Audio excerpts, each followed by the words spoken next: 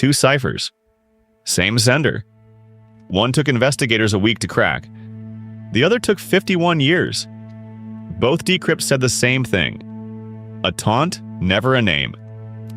Everything else in this case splits 3 ways. Proven. Claimed but never confirmed. And one man, investigated for 20 years, then formally cleared. December 1968. Betty Lou Jensen, 16, and David Faraday, 17, were shot in a parked car on Lake Herman Road outside Vallejo, Solano County's case. 7 months later, at Blue Rock Springs Park in the same county, Darlene Ferrin was killed and Michael Mageau survived. September 1969, Napa County this time. Cecilia Shepard and Brian Hartnell were attacked at Lake Berryessa. Shepard died of her injuries 2 days later. Hartnell survived. 2 weeks after that, in San Francisco proper, cab driver Paul Stein was shot dead in Presidio Heights. 4 attacks, 3 counties, 3 separate police departments, each holding only part of the file. August 1st, 1969, 3 newspapers each received 1/3 of a 408-symbol cipher, mailed by whoever was behind the shootings. A Salinas couple, Donald and Betty Hardin, broke it within the week, working from their kitchen table. Days later, a follow-up letter opened with a name the sender chose for himself. This is the Zodiac speaking. It closed with a crossed circle, a symbol that turned up again weeks later, written on a victim's car door. A second cipher, 340 symbols, stayed unbroken for 51 years. In December 2020, 3 volunteers on 3 continents, David Orenchak, Sam Blake, and Jarl van Eyck, finally cracked it. Neither decrypt named a name. Both were taunts. Every decade or so, someone has come forward claiming to have solved the rest. Dennis Kaufman has said his stepfather, Jack Tarrance, was the Zodiac. Forensic examiners dismissed the physical evidence he offered as insufficient.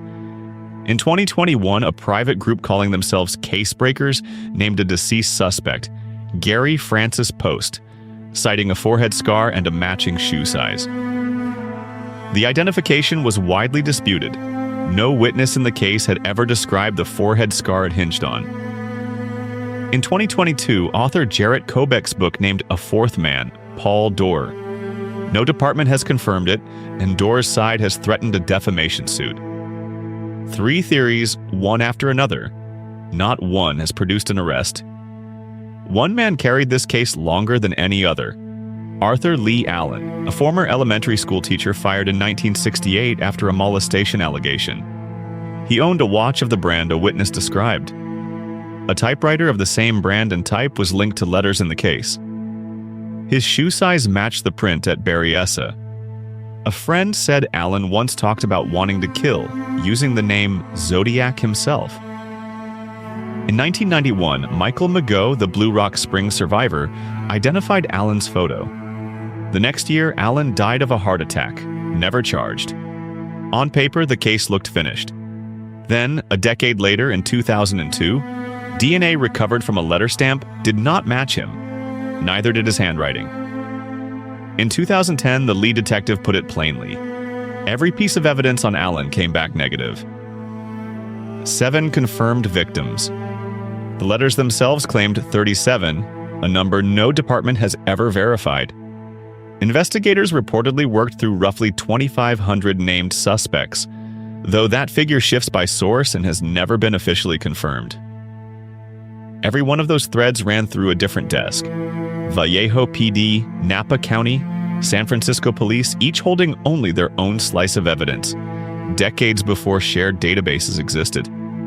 Add 50-plus years of decayed evidence, and the mathematical likelihood that the killer, whoever he was, has been dead for years. Investigators call this a cold case. The evidence suggests something more permanent. Unsolvable by design. In 1978, one of the last confirmed letters surfaced, still taunting the investigators chasing him. Years later, his case became a Hollywood film anyway.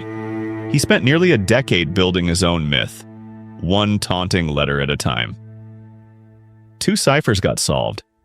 0 identities did. Maybe the real finding is how one killer built a puzzle box, engineered to outlast everyone who ever tried to open it.